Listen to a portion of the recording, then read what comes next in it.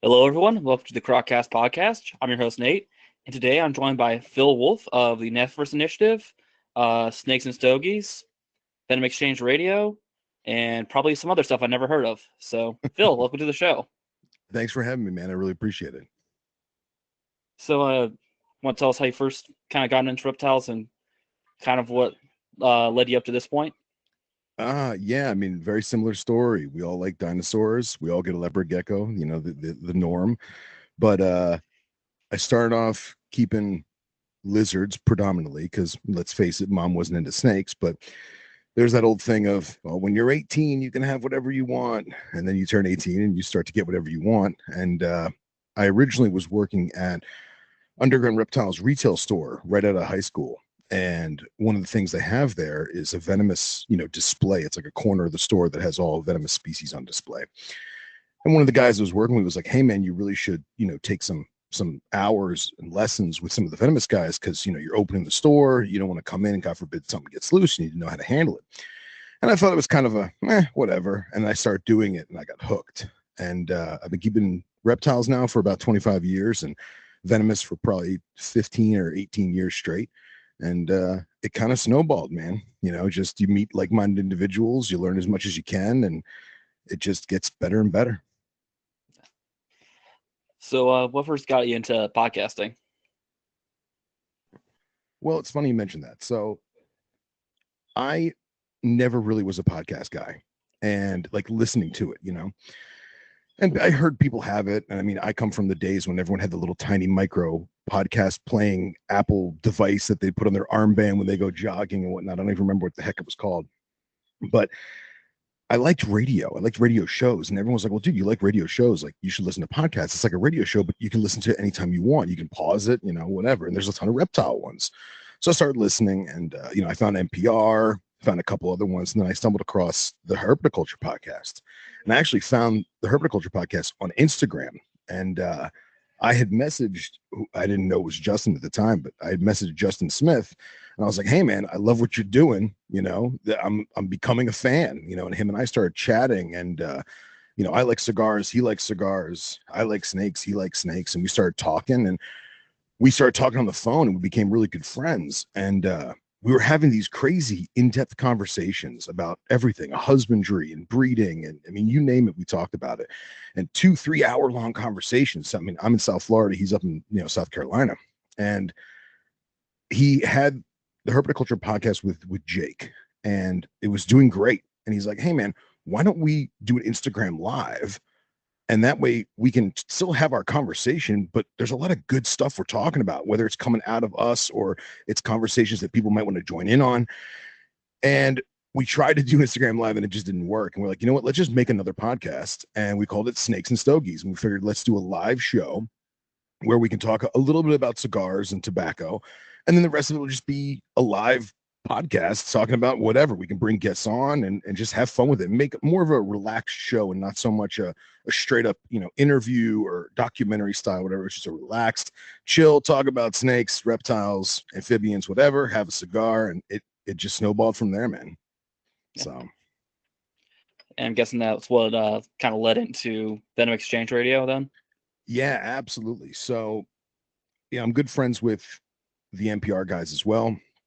And I was talking with Eric Burke, the Podfather, and we were talking about how there's so many good shows out right now, and there's so many different avenues. I mean, you've got shows on snakes, turtles, lizards, aquarium stuff, crocodilians, and there's just so much. But there really wasn't a, I don't want to say a good venomous show, but there really wasn't a specifically venomous show, not one that covered the safe handling and the active husbandry, as well as some of the field work and research that's being done, and boots on the ground type stuff. And I'm good friends with Nipper Reed, and he's a venomous guy too.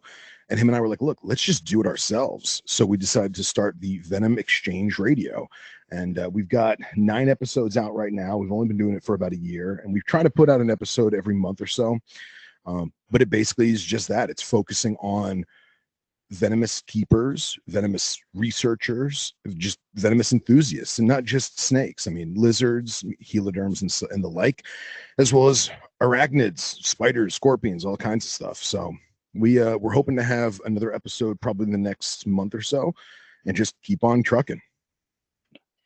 Yeah, speaking of venomous, I know you have quite a few, especially ring calls. So, want to talk about all you have in your collection? Yeah, I've kept a lot of different species over the years, whether it was when I worked for wholesalers or some of the import exporters, and I've had the opportunity or the blessing to have worked with hundreds of different species from around the world. And as much as I love Australian species, it's very hard to get Australian species in the United States, and they're typically very expensive. And there's not a lot of them represented. And over the years, working for the importers and stuff, you get a lot of African stuff. And I kind of fell in love with the African species. And I'm a big history buff. I love African history. And there's just a lot of culture involved and a lot of, snake history involved with Africa.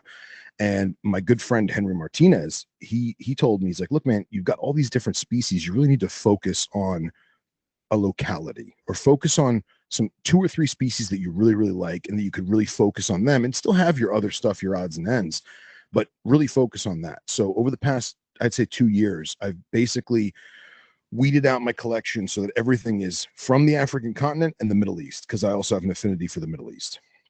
So in terms of venomous stuff I'm keeping right now is I've got a good handful of rinkals, which is the ring neck cobra or ring spinning cobra. They're their own species. They're monotypic. They are technically not a true cobra.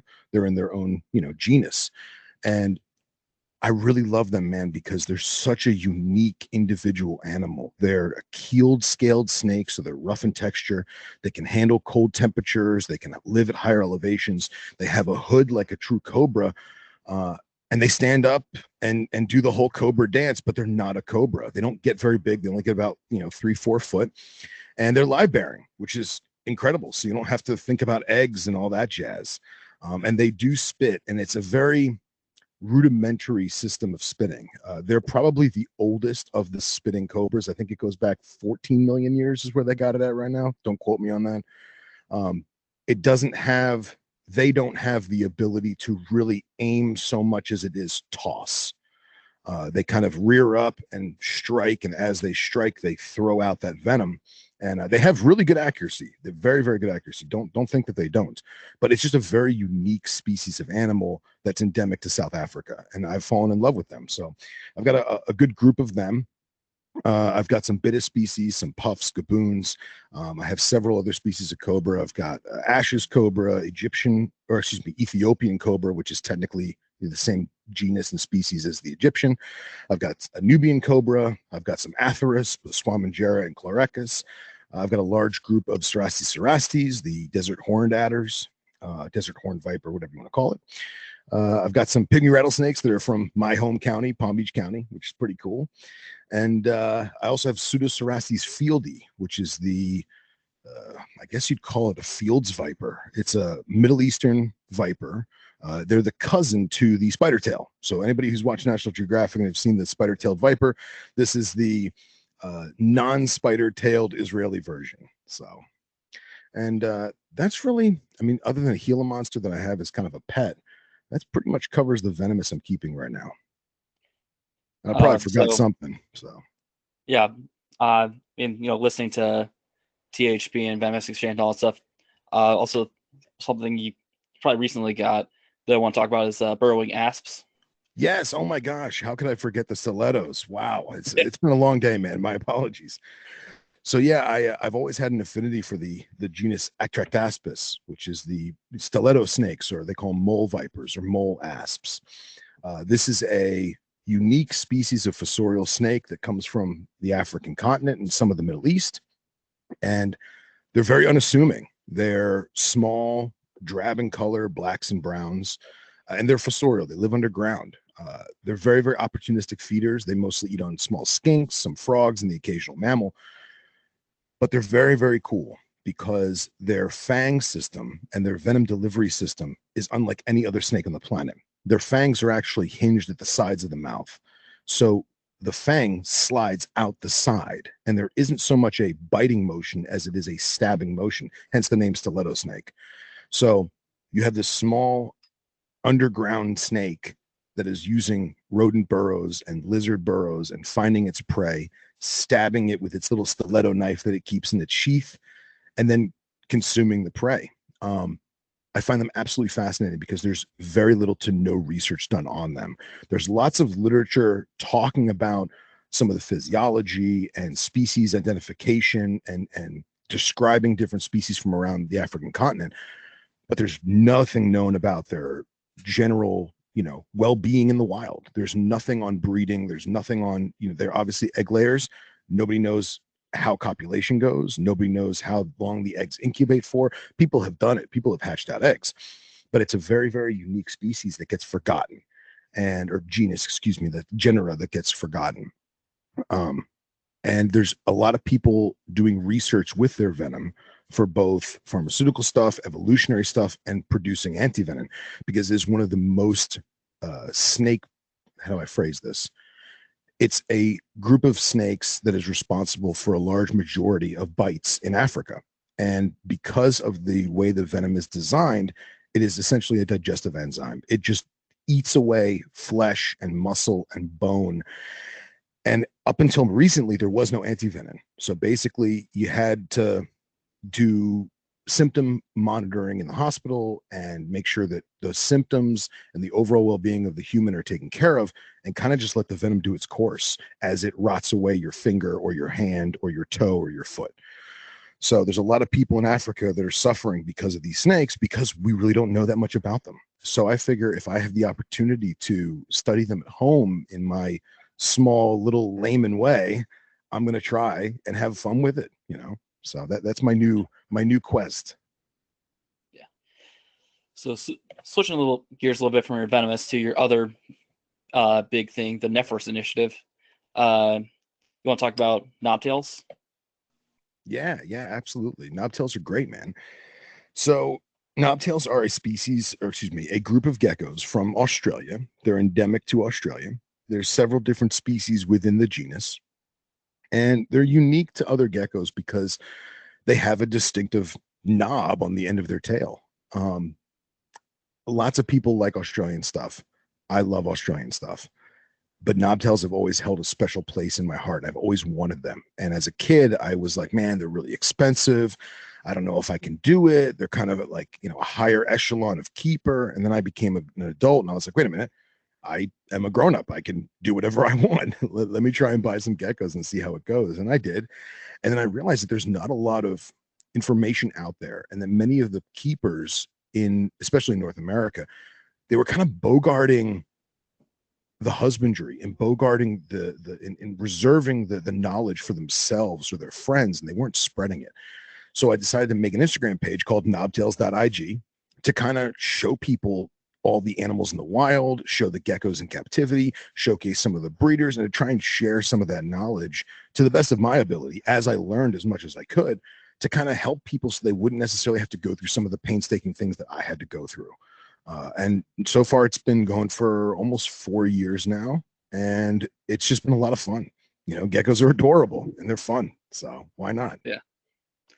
So how many species of Nephros do you have at the moment? Currently, I'm only keeping 2 different species. I'm keeping Nephros cinctus, which is the Bilbara banded or the northern banded knobtail, and Nephros vertebralis, which is the midline gecko or the vertebral striped knobtail. I was trying to focus on husbandry for a while, and I realized that I bit off more than I can chew. I had too many animals. I wasn't taking care of them enough. So I kind of decided to cut back and focus on these 2 species to the best of my ability. And it's working out great. I'm having a lot of fun with them. And I just hatched out my first egg for this year. And that was awesome. Little baby. Only took 72 painstakingly worrisome days. And we're just having fun with it. I'm sure I'll get more species. I've kept more species in the past. I've kept amii and oh man, I'm drawing blanks now. I also keep Underwoodosaurus millie, which is technically not a knobtail. It used to be in the Nephros genus. They've since been redescribed and reclassified as their own genera. And this is what we call the barking geckos, or thick-tailed geckos in Australia. I've got a small little group of them. Those things are adorable. They're basically an Australian leopard gecko, for lack of a better word. And even though they're not technically knobtails anymore, I still group them in the same, and they're a lot easier to keep. They're a little more tropical, a little more woodsy, not so arid, not so desert. And that's really about it for right now. We'll see how things go. Time will tell. Yeah, speaking of husbandry, what is it like keeping those species? It's rewarding. It's work, no different than keeping any other species. I think the thing that people mistake is that they assume desert species means I don't need to care for it as much as I probably should. And that can be misleading, where people think, oh, desert species, it doesn't need to drink as much, doesn't need to eat as much, it can withstand hotter temperatures. But what people fail to realize is that these animals come from very, very minute microclimates. So even though it may be 110 on the surface, under the rocks or the dead tree limbs or whatever the gecko's living under, it's going to be 10, 20 degrees cooler with a higher humidity. So if people realize that it is a desert species, but it still needs those temperature variation as well as a certain level of humidity, they're super easy. I keep mine in racks, but I fully deck out the racks, sand and rock and soil and different stones and pieces of bark that they can burrow and hide in, and try and make it as much as I can for a rack setting. But it is easy enough that you could just keep them in a rack, and most breeders do. So I'm guessing, like most gecko species, I'm guessing it's a primarily insectivorous diet. Yeah, completely insectivorous. I do mostly crickets simply because roaches are kind of a pain in the neck for me to get around here. And with these particular geckos, it's a lot of movement. So even though I will try waxworms on occasion, especially like coming up into breeding season, if it's not wiggling or moving, they're not going to hunt it. So I find the crickets work best. Some people do multivitamin and calcium dusting. I personally do. But I will skip every 2 or 3 feedings because I don't want too much vitamins or too much calcium. I kind of like to level things out. So I'll probably skip every 3, sometimes every 4 feedings and kind of go from there. But I'm a cricket guy. Yeah. And how frequently do you feed them? I won't lie. Sometimes I get lazy. Sometimes I get forgetful. Usually it's 2 to 3 times a week. Sometimes only once a week. Prey isn't always available in the wild, but at the same time, realistically, they should be fed at least 3 times a week. And usually it's only a handful of crickets. I try not to put too many crickets in there at one single time, because in the wild, if there's an overabundance of prey items and the gecko is stressed or fearful or weary, it can escape, it can run away. But in a captive environment like a tub or an enclosure or a vivarium, it can't run away. And I've actually seen from friends that they left too many crickets in there and the animal stopped eating, it stopped drinking, it was too stressed because it had all these foreign invaders, not thinking, oh, I could just eat these foreign invaders, but it had all these foreign invaders and it stressed itself out, and it wound up being, the demise of the gecko. So it's kind of a balancing act to the best of your ability, and monitoring your animal and just being aware of how the animal eats its food. I've also had geckos that would gorge themselves on prey, where I would throw in, say, 5 crickets, right? And then I figure, all right, it's Monday. I'll throw in 5 crickets. I'll give him another 2 or 3, maybe on Wednesday or Thursday, see how he's doing. Well, that gecko ate everything.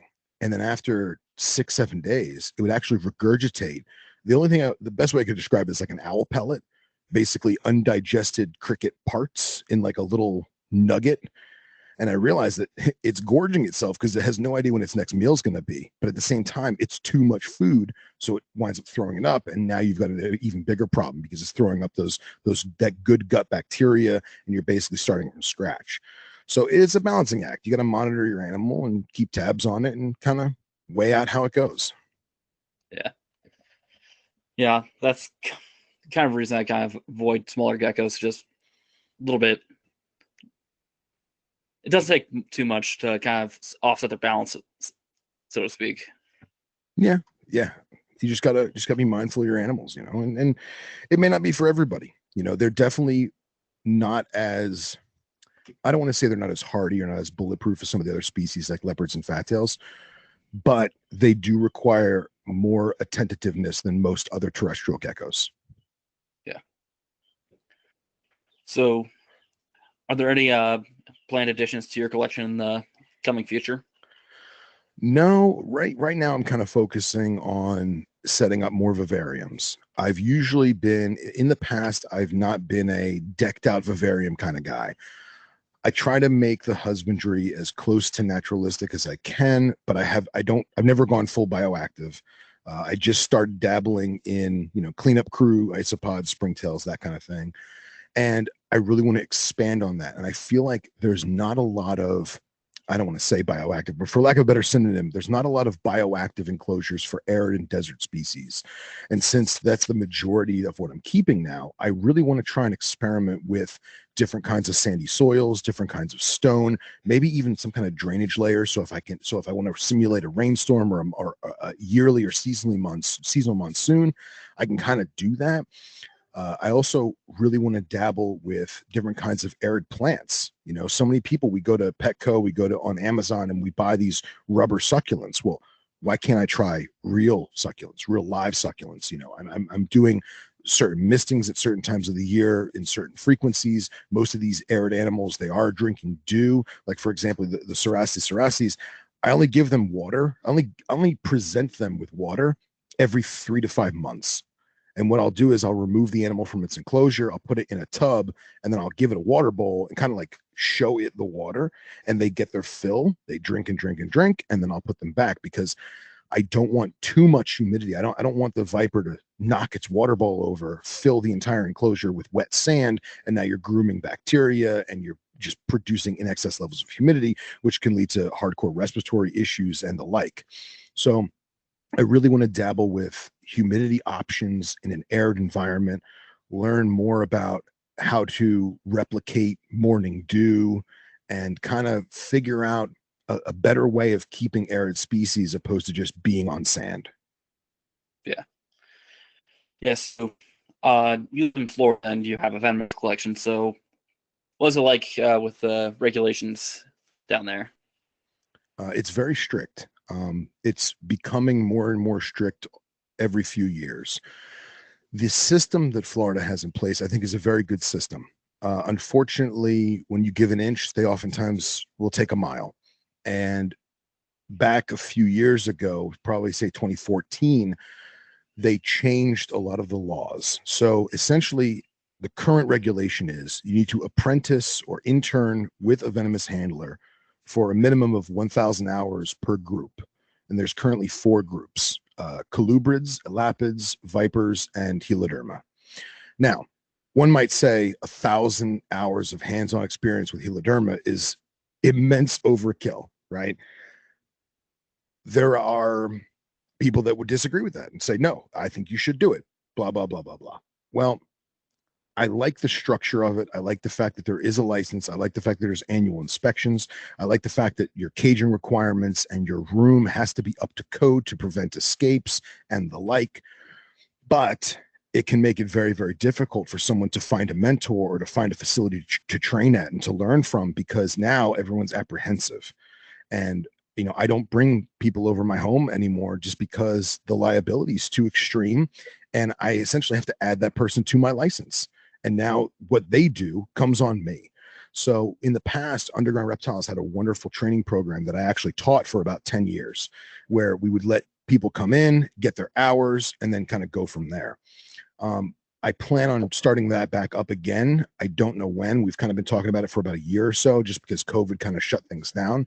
But when the time comes, we will be taking more apprentices, so to speak, and trying to get the hours to the people that really want it, and that way they can achieve their dreams and achieve their goals of keeping these amazing animals the right way. Yeah. Yeah. It does sound like a fairly logical system, if a little overreaching. Yeah, that's a great way to put it. It's a very logical system. It's a very respectful system, but it is extremely overreaching. It is. Yeah. Whereas compared to Ohio, where I'm from, the regulation on large constrictors is, I think, incredibly stupid, because you're allowed to get whatever you want, but as soon as it gets to 12 foot long, oh, you need a license for it. It's like, what's the point of having that license then? Right, right. And I also think that it's difficult in some states because there's a lot of knee-jerk reaction. We've obviously had some bad things in the media in the past couple of years. Social media doesn't help certain individuals doing certain things in the public eye, and that all translates to more and more legislation, whether it be good or bad. I'm not against legislation, but the problem is there's not enough of us speaking to the people that are making the rules in order to make educated decisions and not knee-jerk reactions.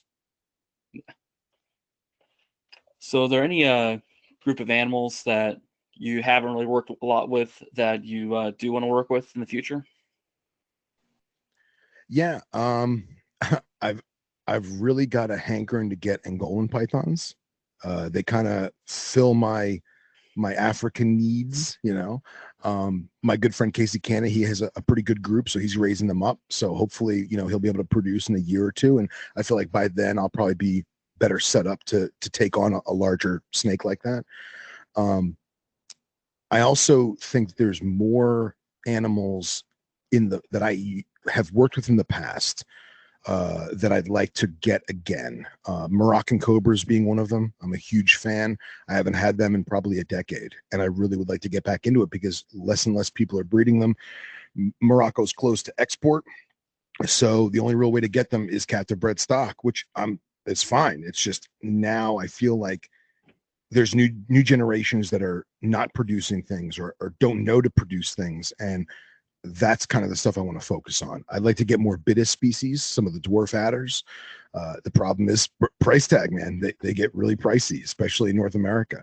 So I don't know. I got a lot of animals right now. I've probably got the largest collection I've had in a long time, and I'm happy with what I got. And I really want to focus on vivariums and, you know, keeping what I got and hopefully produce some offspring in the near future. Yeah. So, out of all the stuff you have at the moment, what would you say is your favorite? Oh, the Wrinkles, 100%. Yeah.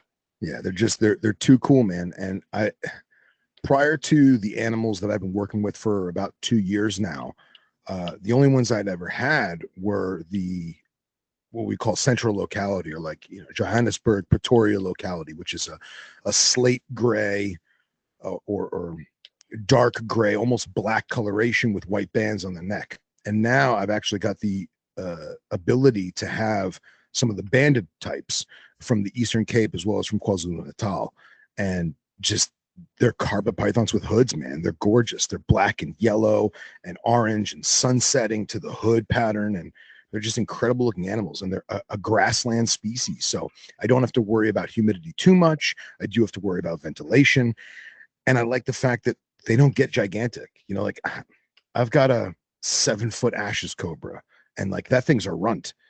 The last Ashes that I worked with before this one was almost 11 foot. So I kind of need to focus on the size of things because I'm not a big snake guy.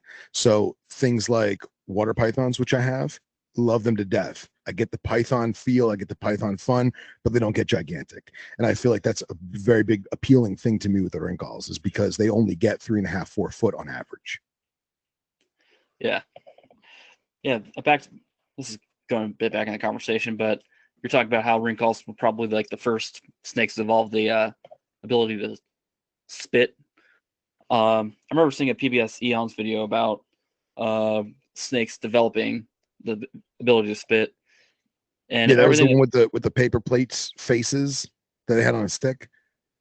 I It was don't like think it was like a plastic plate that was on a stick that had a human face on it to try and get the cobra to spit at the eyes. I don't think so. Okay, Uh, all right. it was a different one about the evolution and origin of the spitting ability to Oh, spit, okay, cool. and yeah, basically, let's talk about how they're like looking at it on a molecular genetic level, and they found that the ability to spit actually evolved multiple times in several different lineages of cobras, completely unrelated to that. And through like, you know, molecular clockwork, they found that they developed that spitting ability around the same time that hominids first show up in those ecosystems. Yeah, yeah, I remember probably seeing that, basically saying that it's almost adapted to ward off humans, um, or primates for any, you know, merit. I I can confidently say that I am not a scientist, and they're probably right. But from all the different spitters that I've worked with my entire life, primarily they're shooting their venom at shiny and moving.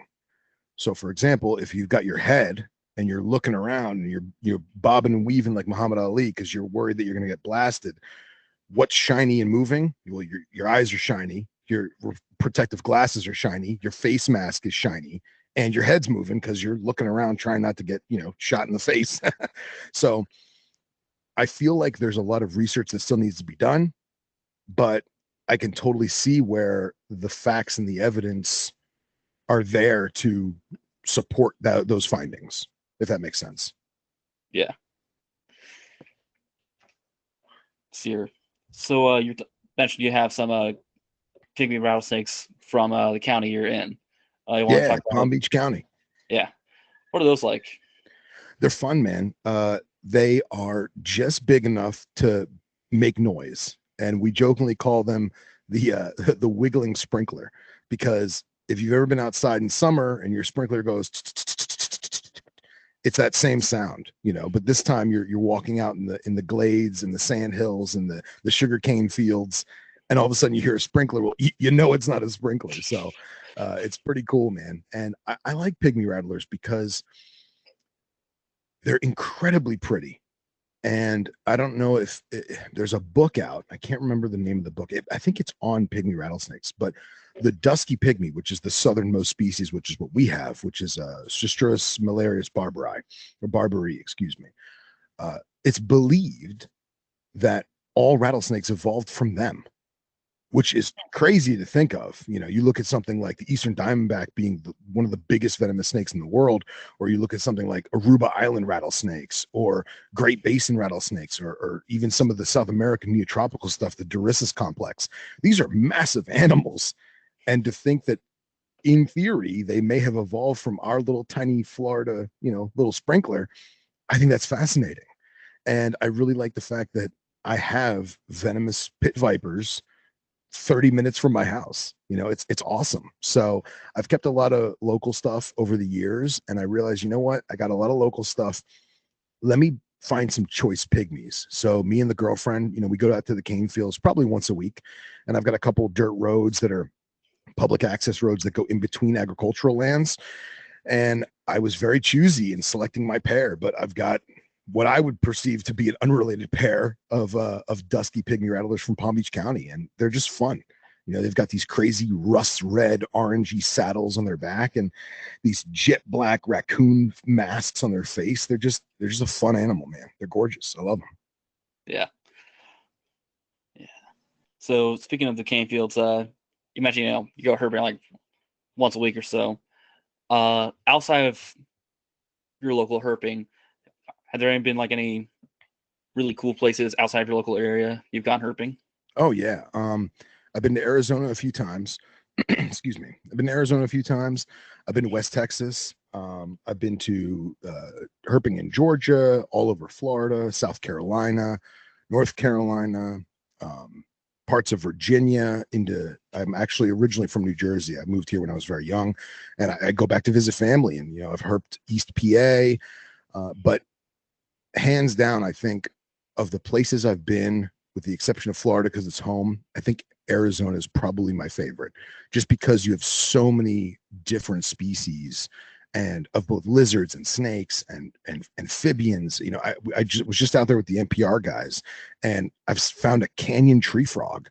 I didn't even know this thing existed, and we're looking at this dried, bombed out desert canyon where there's no water anywhere for miles, and there's this little tree frog just chilling on the wall, just soaking in the heat.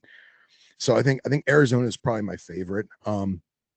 I've been to Utah, but unfortunately I didn't find anything because it's a little bit too cold.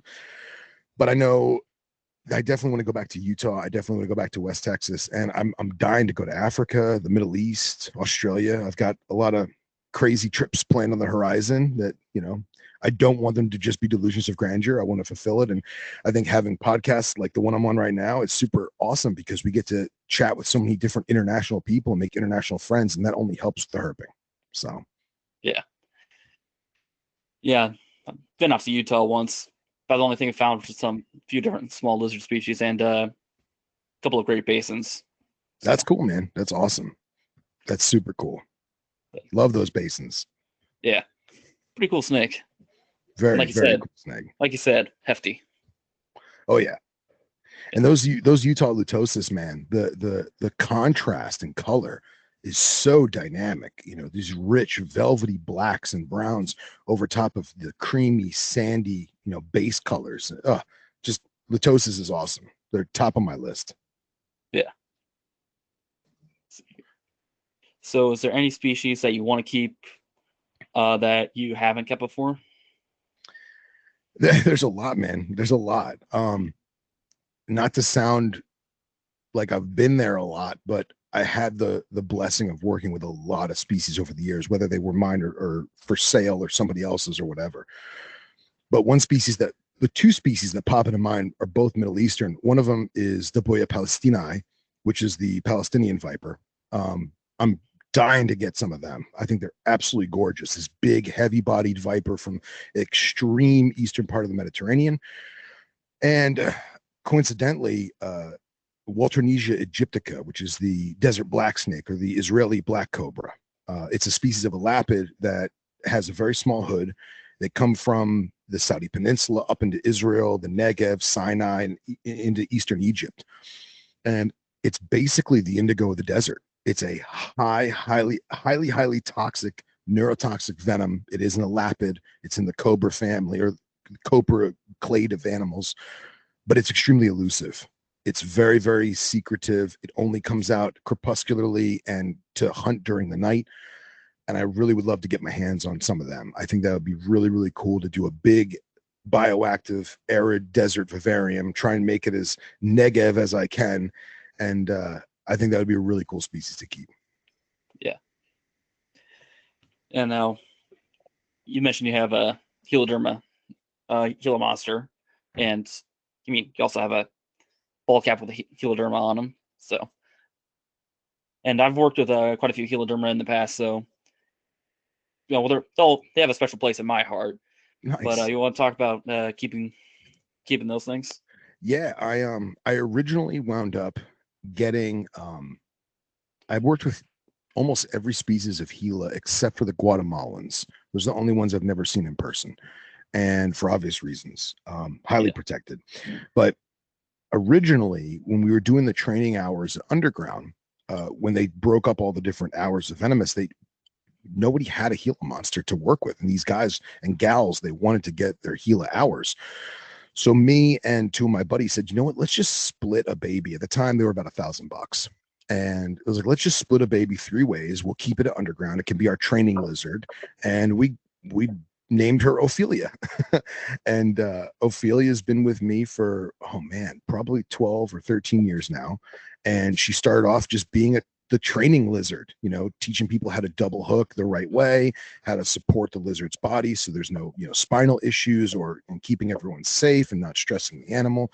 And eventually we went up taming her down and making her handleable to be free handled, which is a tricky topic because I normally would never condone that at all. I do not condone free handling, but there is a certain level of manual manipulation. And with certain venomous species, whether it be their size or their temperament or husbandry issues, you may have to get hands-on. Gila monsters being one of them. They can be very difficult. So it was cool to have her and kind of train. Well, over the years, 2 of the guys I partnered up with, they kind of were like, just keep her. And Underground was doing a renovation of the retail store. They basically knocked everything down and rebuilt everything and made it all pretty. And because of that, they had to redesign the venomous area to be up to code and to be up to par. So I went up taking her home and I made her a big 75-gallon enclosure with all these rocks and cactuses and all this cool Gila stuff. And she's just been with me ever since. So a friend of mine, he wound up getting a male and we tried to breed them. It was unsuccessful. It came down to them fighting a little bit too much and getting the temperatures right and all that, but it's something I might revisit in the future. I don't know, but I'm happy with just having her as a pet, Yeah. And on the topic of free handling, we all know of social media figures, not naming any names, Right. who do free handling, or their, I guess what was described as clickbaity behavior. Sure. But you want to weigh in on that? It's something that I don't normally talk about.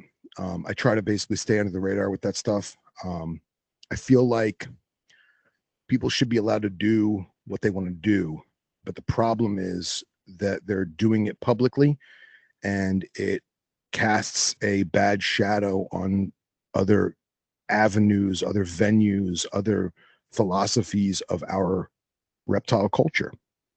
And although I'm very much do whatever makes you happy, as long as you're safe, well, there's that line right there. And when I have, friends calling me and talking about how their child saw X, Y, and Z on YouTube or on Instagram or whatever, and now they want to do that too, well, that's bad.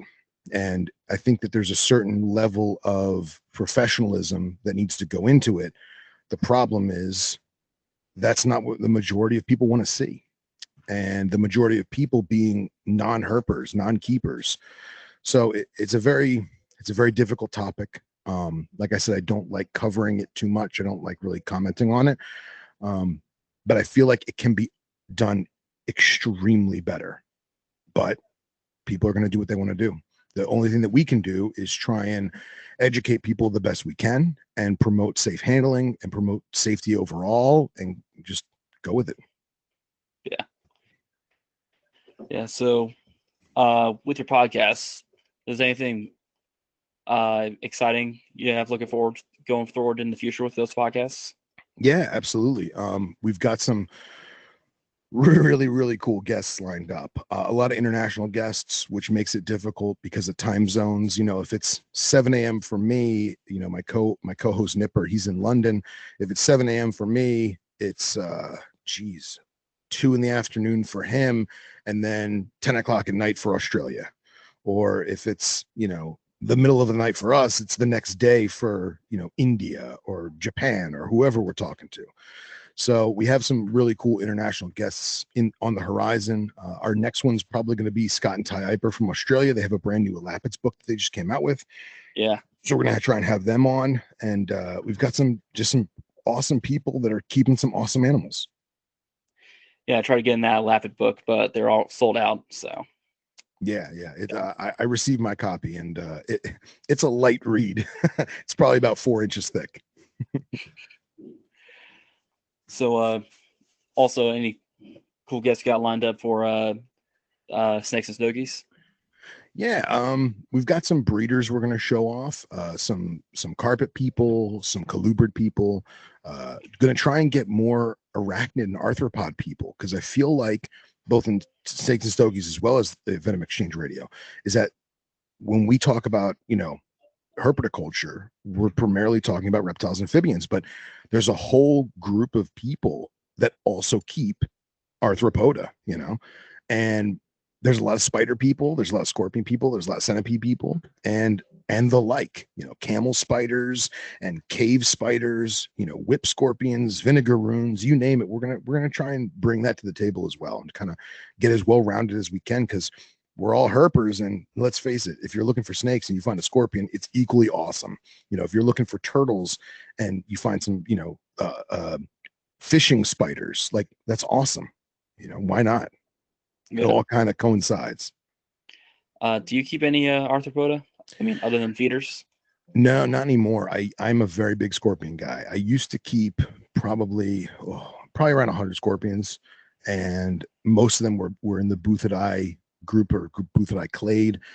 And it's just a lot of work, man. When you got 100 deli cups and 100 mouths to feed that small, it gets work. So I've slowly dwindled down over the years. I currently don't keep any. I think I'll probably get something in the near future, but if I do, it's going to be 1 or 2 individual animals, and I'm going to try and go back to that whole, arid bioactivity, try and make a better setup, and not just keep, bugs in the deli cup on sand. So. Yeah. But speaking of Snakes and Stogies, thinking about getting a thorn scrub rat from Justin. So nice, excellent. Yeah, man, dude, those snakes got a real bad. Not so much that I want a thorn scrub, just so we can finally stop talking about it. I get it, man. I mean, dude, those snakes are awesome. I think they get a bad rap. They're not the friendliest of snakes.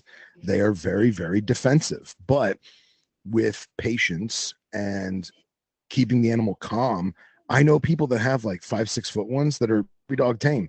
It just took a long time of working and getting nipped by as babies to get them to that point, you know. But they're gorgeous animals. It's got Western Diamondback patterning in a rat snake body. I mean, what's not to love? Yeah. You kind of like blurred out and paused out there for a moment. I don't know if you heard what I said. No, sorry. It did lag a little bit. What was that?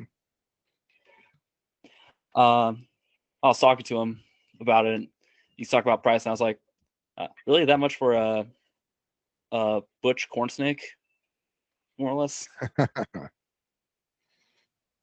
But yeah, they're pretty. I do need to keep some panther. Go ahead. No, I was saying that they are the big, rougher, tougher brother to the corn snake.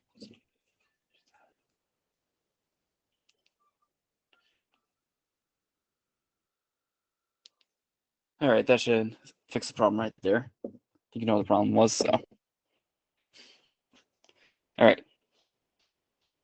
Yeah, but I do need to keep some Pantherophis at the moment. Yeah, I do need to get back at keeping some Pantherophis. I mean, I had some like other North American colubers, but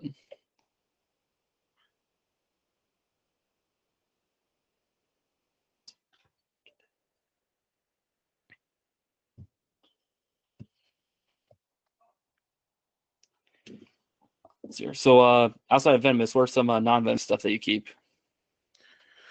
Well, I'm a big fan of North American colubrids, king snakes mostly. I've got some goinai. Yeah, I've got some goinai. I've got some Outer Banks. I've got some Everglades rat snakes. I've got some pyromelana, however you want to say it. And then I've also got some Mexican black kings that come from a very specific locality in Mexico. And I also have our good friend Vic Lorano in Tampa.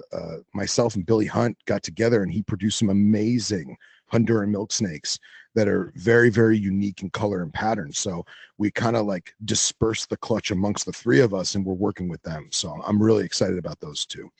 I've also got some Trans-Pecos rat snakes and Okatee corns from Lee Abbott. So we're rocking and rolling colubrid wise.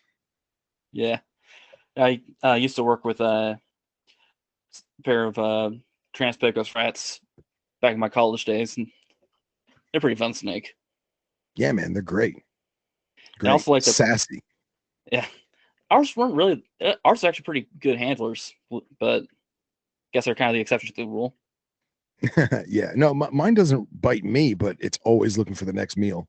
So it thinks it's a king snake. It's been watching the other king snakes go crazy on food, so it's got to emulate it. Yeah, but I mean, I love their pattern. Their pattern looks like something you see on like a side of some Navajo pottery or something like that. Yeah, that's a great way to describe it. That's literally exactly what it is. I love it. It makes you wonder if the pottery came from the snake. Yeah, or the snake came from the pottery. Who knows? Yeah, right. Yeah, but I keep some North American colubrids as well at the moment. I have a adult male. It's like Florida patternless goinai king. I don't know, cool. But got juvenile female standard wild type king, Florida king. Nice.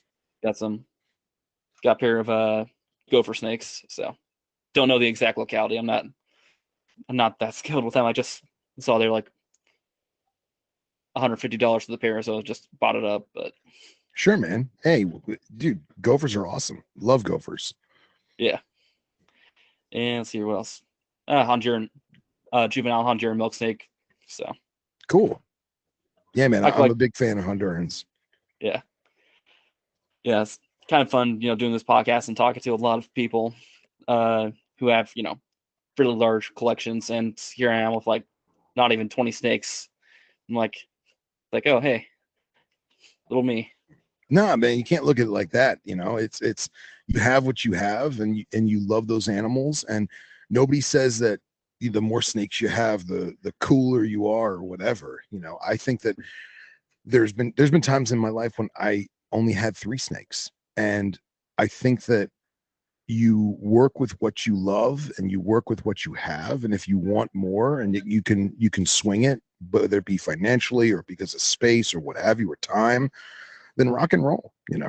I'll never judge someone for having 1 snake or 100. Yeah, yeah, that's a good way to put it. But Yeah. like you're saying, how you love Australian stuff, and the knobtails are kind of your fix for that. For Yeah, me, my Aussie fix is pythons. So Australasian pythons are kind of my one weakness it's when it good, comes man. to snakes. So It's a good weakness to have, man. yeah, my Yeah, first snake I actually ever owned was still having his male IJ carpet. So nice. That's awesome.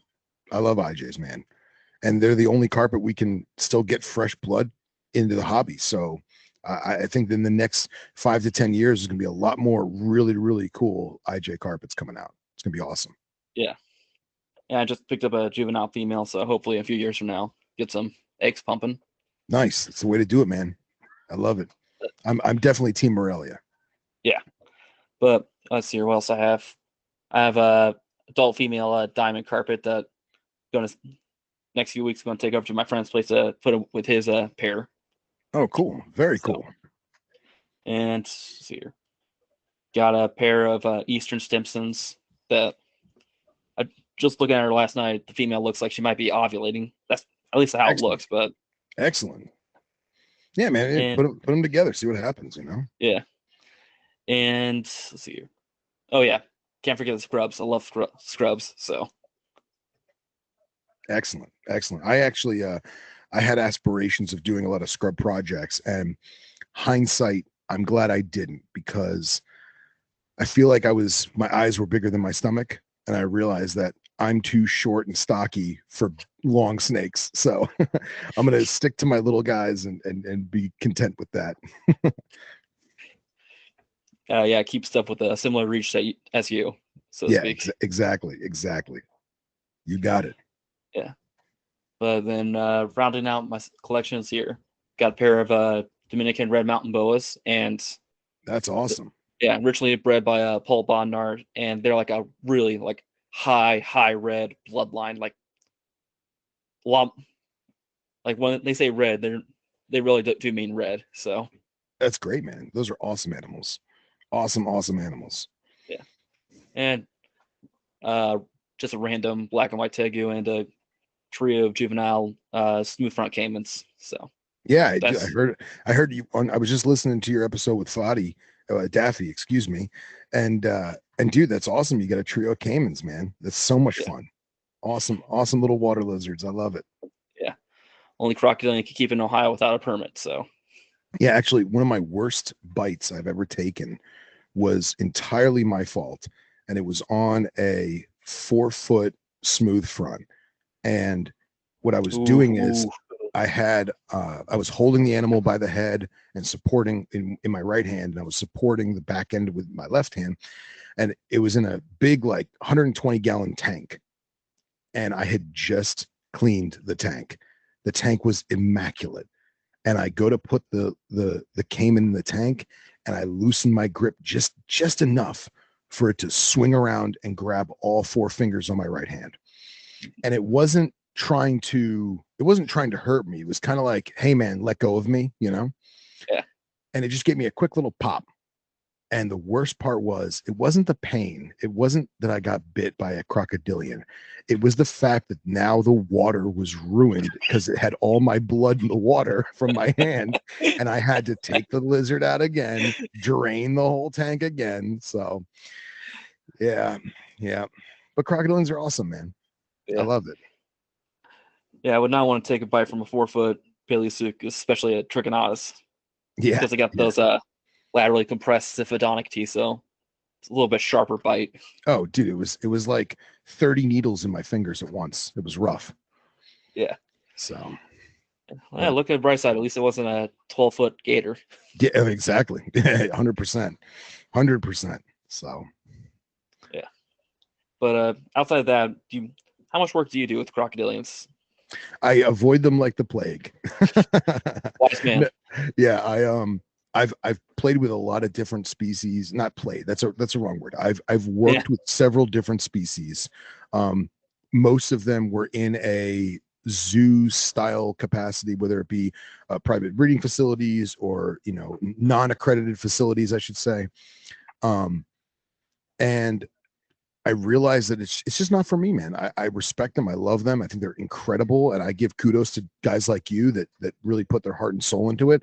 I just know that it's just not my cup of tea, So when we go out to the glades, we see alligators every day, and I honestly, I'm not one of those guys that's like, oh, go in the water and grab it. Like that's not me. I'm more like, hey, let's get pictures of it and see how comfortable we can get that water lizard to get closer. So Yeah. And I love crocodilians, and I'm with you on that one. So yeah.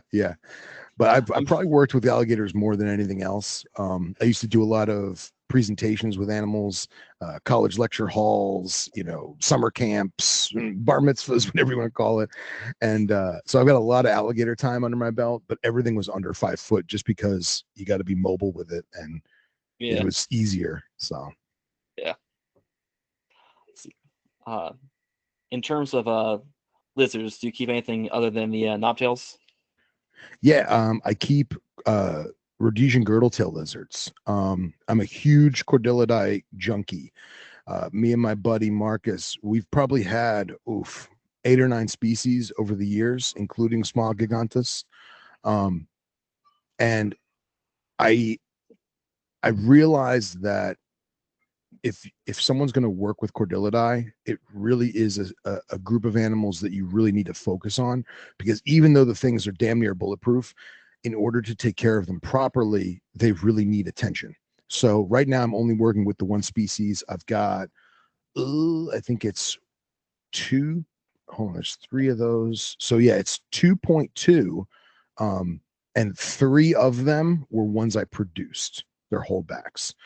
So hopefully they'll be ready the 3 of those will be ready to breed next year, and see what happens. But that's really the Gila monster, the Rhodesian girdles, and the geckos. That's about it for right now. That's enough lizards for me. I'm I'm a snake guy through and through. I'm too lazy for lizards. Yeah, pretty much the same here as well. Especially since I don't really have a ton of room, so the tegu pretty much takes up all the room that any other lizard would take. So I get it, man. It's like having a leathery dog.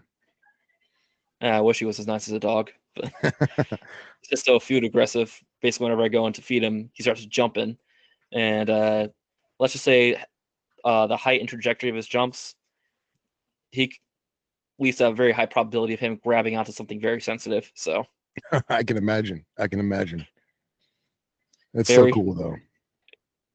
especially he's actually a wild caught Florida feral. So Oh wow, very interesting. yeah, guess I don't know the guy's name or all the details. Yeah, but that was back before Florida completely banned tegu ownership and all that. It's Right. that guy that went out, just caught ferals and sold them out of state. Okay. Very cool. So he's been bounced. That guy's been bounced around a few places. He first went to the university I used to go to. Then basically he started fighting the other tegu that he's with. So he then went to a friend of mine. And then my friend moved down to Florida, so he had to get rid of it. So now it's with me. So All right. Well, that's cool, man. You got a cool lizard. I like it. yeah, a little bit of history. So It's awesome, man. It's awesome when you can, know the history of your animal to the best of our abilities. yeah. Uh, anything else you want to talk about right now?